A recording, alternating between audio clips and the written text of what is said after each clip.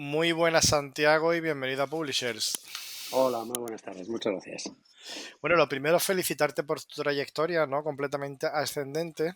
Ujú. Bueno, gracias. Trayectoria ascendente que espero que siga y si no, pues bastante es, ¿no? Es un sueño que sinceramente no esperaba.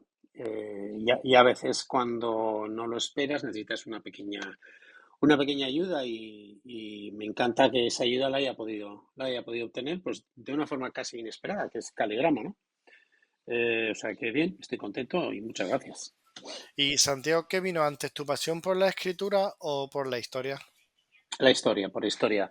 Lo que pasa es que siempre me ha gustado escribir.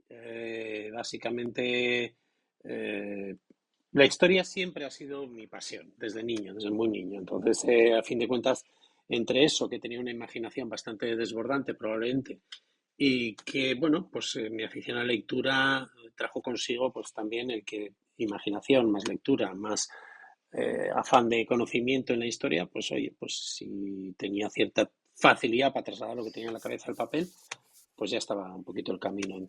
Siempre me ha gustado y siempre se me ha dado relativamente bien, pienso.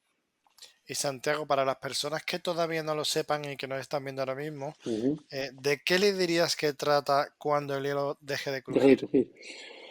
A ver, básicamente cualquiera podría decir una más de romanos, ¿no?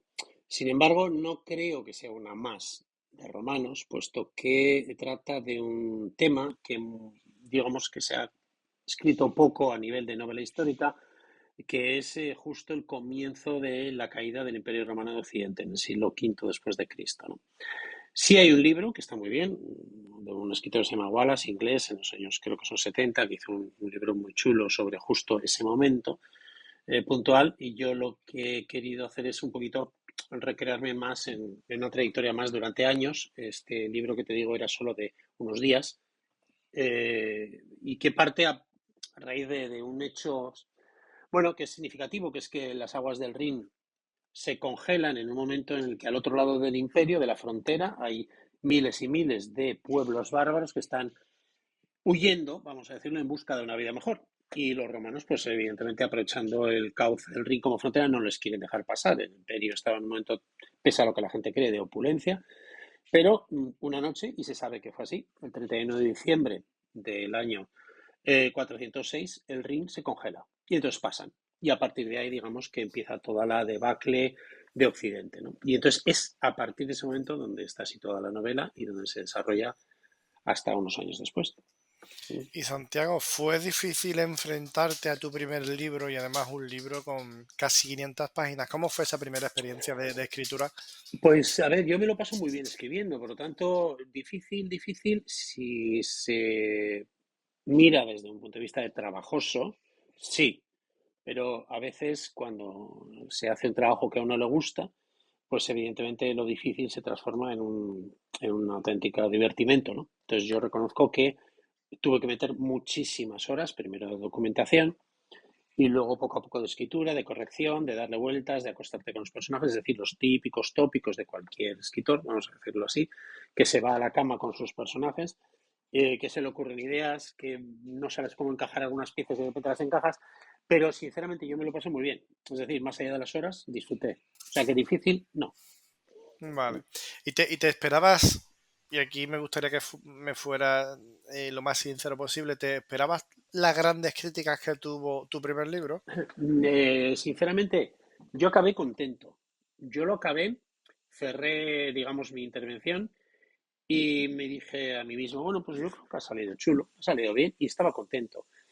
Eh, no lo esperaba, no lo esperaba. Yo suena un poco casi vanidoso decirlo, pero bueno, en los premios Caligrama Talento, pues ahí estuvo nominado al final, ¿no? Y estuve en la gala en Sevilla y estuvo francamente bien.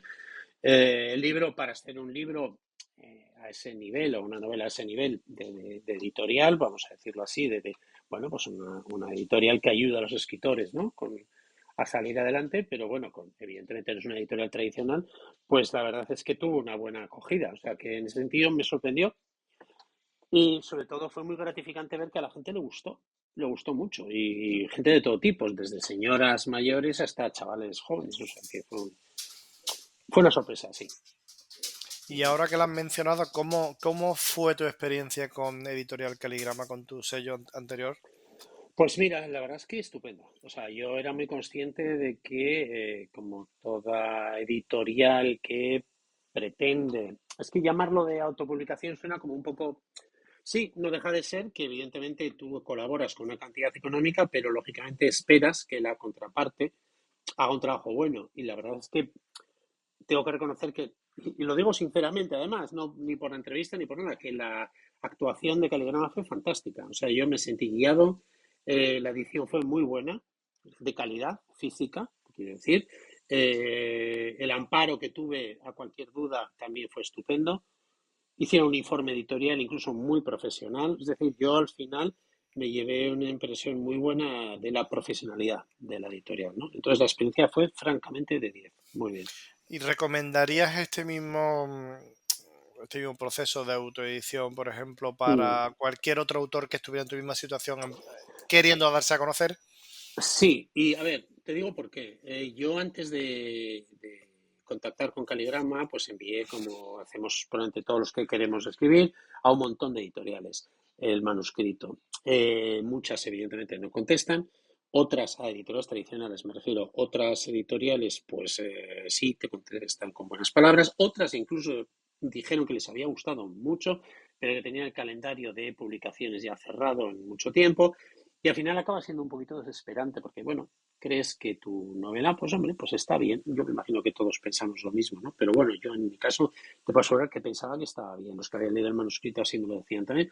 Y entonces al final sí es verdad que me animaron a, oye, envíalo aquí, que he descubierto esta página, esta tal, a ver qué pasa. Y yo, bueno, pues venga, pues me lanzo por aquí, ¿no? O sea que al final fue ese, digamos, camino el que al final me, bueno, hizo que de alguna manera pues tuviera posteriormente algunas presentaciones de la novela y gracias a esas presentaciones conocí a algunas personas que me dijeron, ¿por qué no lo mandas a esta editorial? Que seguro que les va a gustar. Esa editorial clásica resulta que pues leen y les gusta y entonces encargan un informe editorial que les aconseja que lo publiquen y de repente te contactan contigo. Es decir, todo eso deriva de que yo pude hacer algunas presentaciones del libro y las pude hacer porque alguien me lo publicó. Por lo tanto, efectivamente, sí, recomiendo a cualquiera antes de que se agobie mandando a las editoriales. Y cuando el libro fue publicado de manera tradicional, bueno, o mejor dicho, cuando te contactaron para hacerlo, ¿te Mm. sorprendió o era una posibilidad que tú pensabas como, A bueno, ver, como tan tangible? esto lo que ocurrió realmente fue que yo escribí esta novela con Caligrama y después escribí otra, con un tema radicalmente distinto. Salté a la edad contemporánea, hice una novela sobre el desastre de Anual, que es un desastre militar español en el norte de África en 1921, que para mí fue trascendental, pero que muy poca gente conoce. Y ese manuscrito fue el que una persona que me estaba presentando en el libro de Roma me dijo, ¿por qué no lo mandas? Se enteró que había escrito una segunda novela, ¿por qué no lo mandas a esta editorial? Que seguro que les interesa. Entonces fue a raíz de eso con lo que ese segundo manuscrito contrataron. ¿Qué ha pasado después? Que la novela ha ido bien y entonces esta propia editorial, esta misma editorial clásica, lo que hizo fue leer el manuscrito o el libro de Caligrama de Roma, de Cuando el hielo, y les gustó. Y entonces es cuando me dijeron, oye, te lo queremos editar nosotros también. O sea que bueno, digamos que dentro de esta editorial, que es Editorial Pamies, apostaron por mí con la novela de Anual, pero luego les ha ido bien y entonces, digamos, sabiendo que tenía otra novela, fue cuando apostaron por la segunda. Y Santiago, ¿de qué va Llover a tierra seca sobre Anual? Bueno, a ver, ¿de qué va? Pues es básicamente, la gente curiosamente no, a ver, en la historia cada país tiende a olvidar un poco las grandes catástrofes, ¿no? Entonces, lo que ha venido llamándose el desastre anual fue una derrota militar espantosa por parte del ejército español que estaba ubicado en lo que era entonces el protectorado español de Marruecos, en el norte de África. Digamos que fruto de una serie bueno, de factores como fueron pues un ejército excesivamente lastrado pues por mal material, algo de corrupción, exceso de mandos, una mala táctica. Llegó un momento en que aquella presencia española en el norte de África pues se tambaleó por un ataque de los que habitaban allí, los rifeños, y España sufrió probablemente el mayor desastre militar en toda su historia, hasta 10.000 muertos españoles, ¿no? Toda esa retirada desde una posición muy avanzada que se llamaba Anual hasta Melilla, que hizo caer prácticamente todo el protectorado, es un poco lo que venimos llamando desastre anual. El libro es el relato a través de la historia de tres personajes, Ujú. un poco una visión desde arriba de ese desastre.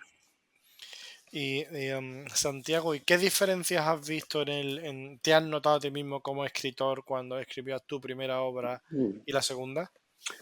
Bueno, pues al final se aprende de lo que te comentan. La primera, la de Roma, la de, la de Cuando el hielo, la gente estaba encantada y estaba muy contenta, pero quizás yo creo que había un exceso de, por ejemplo, se me ocurre, párrafos o frases sencillamente largas.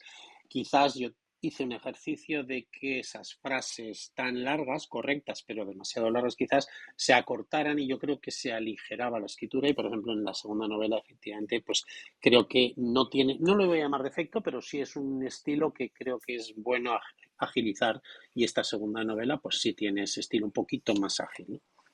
¿Y ha habido alguna opinión o una reseña de cualquiera de tus dos libros publicados que te haya emocionado especialmente por encima de las demás? Sí, no me acuerdo ahora de los nombres, pero sí que ha habido, porque de repente descubres que hay un montón de páginas de gente que se dedica a hacer críticas, Ujú. sobre todo novela histórica, hay mucho, ¿no? Pero, y que de repente pues llama la atención el cariño y dices, hombre, parece que algo he hecho bien. Si alguien, como me pasó con la novela de Cuando el hielo, ¿no? Escribe cosas como, me acuerdo la crítica empezaba con un hoy me he puesto música épica para leer, porque tal, y dice, hemos descubierto un autor, etcétera, etcétera. Claro, la primera vez que lees eso impacta muchísimo. La segunda vez es cuando de repente te nomina para los premios Talento, ¿no? Y estás ahí en Sevilla. La tercera, que ha sido muy recientemente, ha sido porque en el premio Ciudad de Úbeda, Cerros de Úbeda para ser más exacto, que es un premio prestigioso de novela histórica en España, pues resulta que Llover a tierra seca sobre anual ha quedado finalista a mejor novela histórica del año 2023, junto con la última novela de Luis Zueco. Hombre, un Qué señor que bueno. vende 300.000 ejemplares con su última novela y de repente aparece este Mindundi y ahí, y porque unos señores, sin más, les encantó y les ha parecido que podía estar, que podía ganar, ¿no? Ha ganado al final La última mirada de Goya, que es una novela también conocida, pero claro, la mía está entre las tres finalistas. Y dices, no me lo puedo creer, no me lo podía creer, ¿no? Entonces eso sí que me emocionó.